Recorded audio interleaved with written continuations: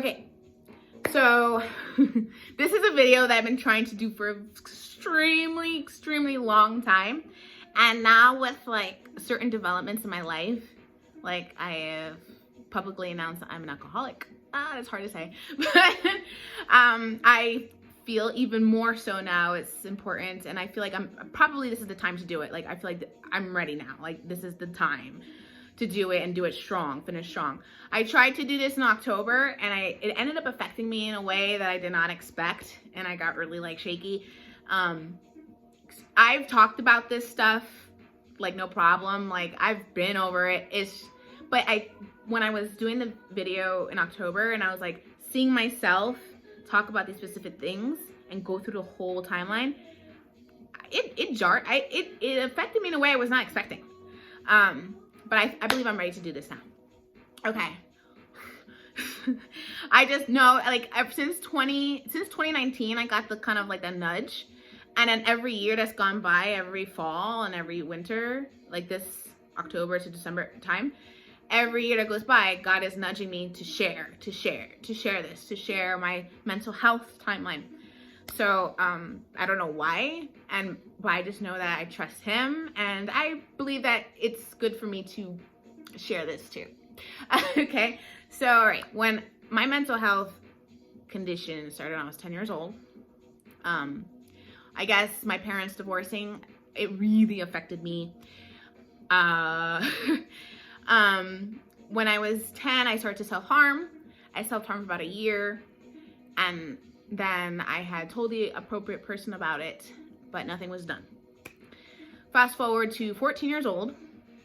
By the time I was 14, I had tried to commit suicide 4 times, and the 4th time it caught up with me, and I was sent to Mental Health Institute for Children.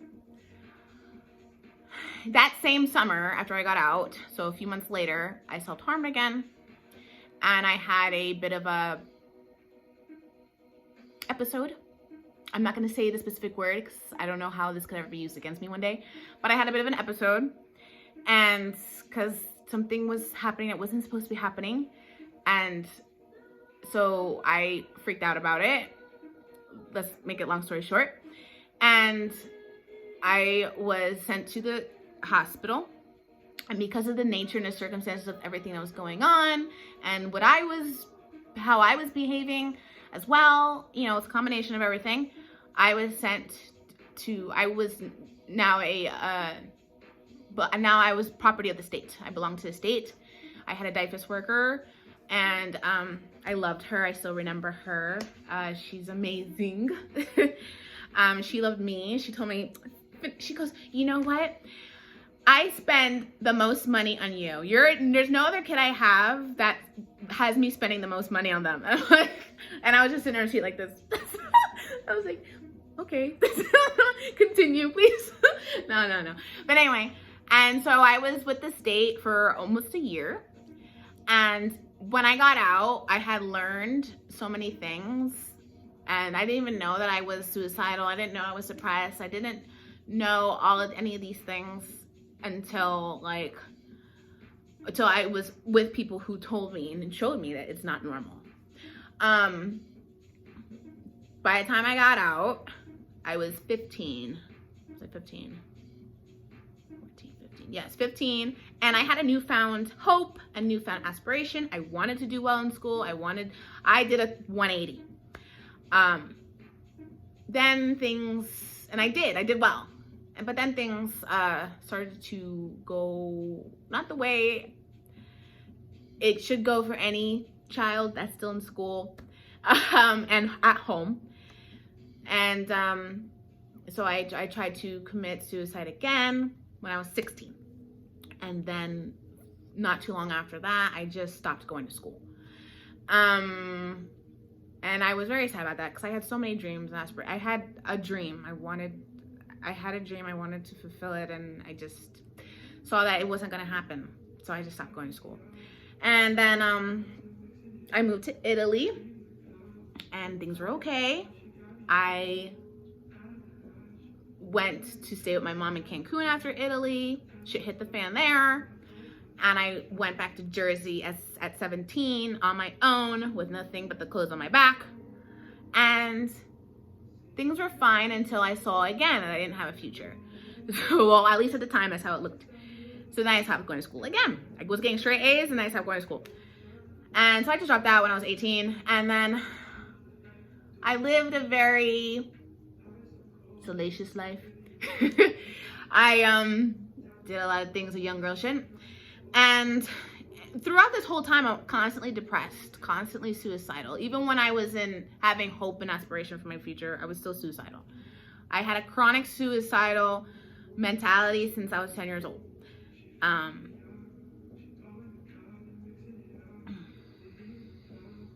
I forgot to mention when I was 16, when I tried to kill myself, right before then, not too long before that, I had cut myself. I lost my mind. There was something going on that was just pushing me to the edge until I went over the edge. And I just started self-harming myself in front of everyone in the house. And I didn't care. It was bad. I haven't self-harmed since 16 though. And then, so I'm living this life and I feel like I'm finally free. I am free in a sense, but at the same time, I'm carrying all this baggage and I'm not. I just feel like since I'm physically free, then I'm free. But I still had all this stuff in my head. And then it wasn't until not every time, but sometimes when I would get drunk, I would realize that I'm like breaking down, like from the gut, like letting it all out. And I'm like, I woke up one day, I was with my poor friend, Shanice. She's amazing. She was with me. She stood by me. She was 10 toes down. She was a real rider, okay? When I was on the side of the freeway, like breaking down. The next morning I woke up, I was like, wait a minute. I said, this is not right. I said, I'm suppressing a lot of stuff. And so then I was able to confront it. So I'm starting to work through things. And the chronic depression kind of turns into phases. I'm going up and down. I start to do things to be more healthy. I'm more aware of it. But I'm still not all the way there. I moved to Florida when I was 20.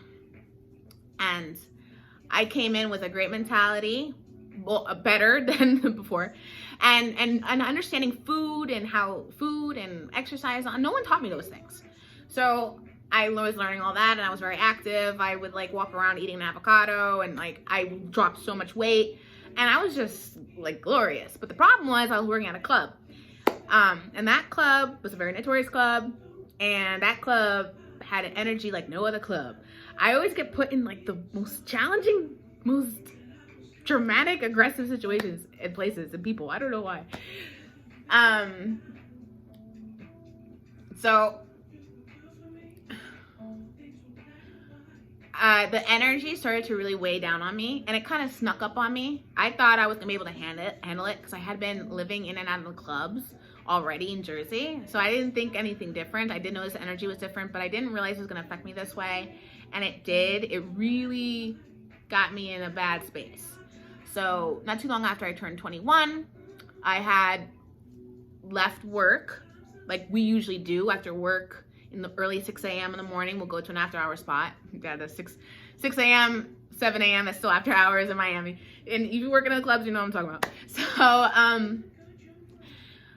and we went to a strip club down the street. Me and my son's father, actually. It was just me and my son's father. At the time, we were just friends. And I drank like 5 doubles of 151 proof rum, Bacardi rum. If you know what that is, you know it's rubbing alcohol. I just drank that, straight. That's all I had on an empty stomach. I get in the car, I'm driving home, and I try to kill myself in my car.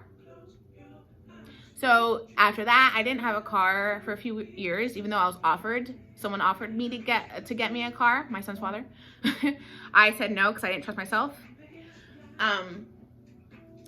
And listen, by the time I was pregnant, I had a moment, and so that was the last time I had like a big thing. When I became pregnant, which was about 6-7 months later from that incident, a lot of that went away, and I had a reason to live, right? So, and it still is like that. But there was a moment when my son was 1.5, where his father said something not very nice, and it really struck me, especially since at the time I was not in a good place with my dad.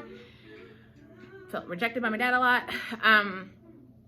It struck me in such a way where I physically couldn't handle it, and I was so like stabbed by his words, I guess that's the best way to say it. Like, I lost my physical, I couldn't pick up my arms if I wanted to.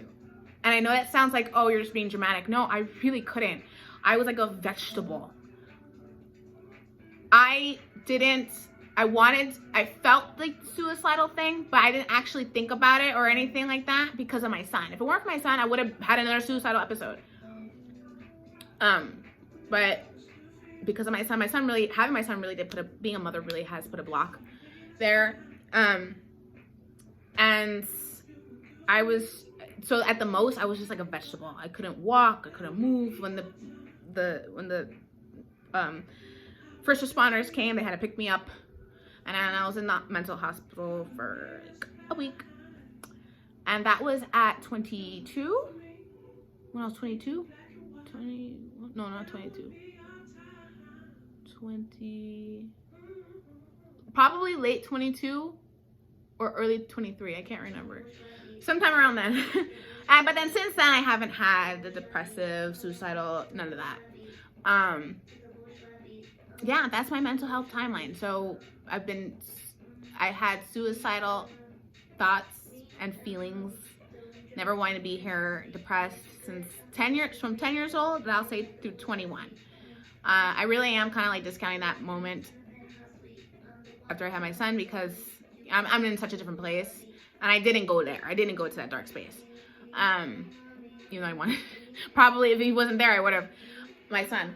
And then I've self-harm on and off in my adolescent years. I haven't done it after the age of 18. But yeah, I spent a long time just being suicidal. And I think there's a few reasons to that, but I'm not going to get too into it because I don't want to keep talking forever. I want to go to bed. I'm tired. But my timeline, my mental health history, I know a lot of people struggle with it. So just know you're not alone. And, you know, the other side is there, but only if you want it, and only if you're willing to, you know, you can, like they say, you can lead a horse to the water, but you can't make the water drink. So if you have people reaching out to you, if you have support, if you have resources, if you know that something is wrong with you, but you're not getting help, you're not doing anything about it, you're not even at least in your own space doing the self-reflection, you know, that you need to do to work on it. And I know it kind of sounds tough, but listen, man, life gets harder, and we're constantly our minds are constantly gonna be attacked. The self-loathing and all that, that's always gonna be a dragon to slay. There's a lot more dragons to slay, and there's always going to be something to attack. So if you're aware of it and you have the resources and the way to be able to work through it, do it. Don't hesitate, you know. But of course I understand that doesn't always seem so easy, especially when you're in certain places. Like for me, I guess I have more of a reason because of my son. But then even before my son, I wanted it for myself. I was seeking a healthier lifestyle because I wanted it for me because I knew what it felt like to be there. And then now I know that there's another way to live. And when you live that way, it feels great. So, yeah, that's it. All right. I hope that helps someone feel like they're not alone, because that's the only reason why I share these things. All right. I'm going to sleep. Good night.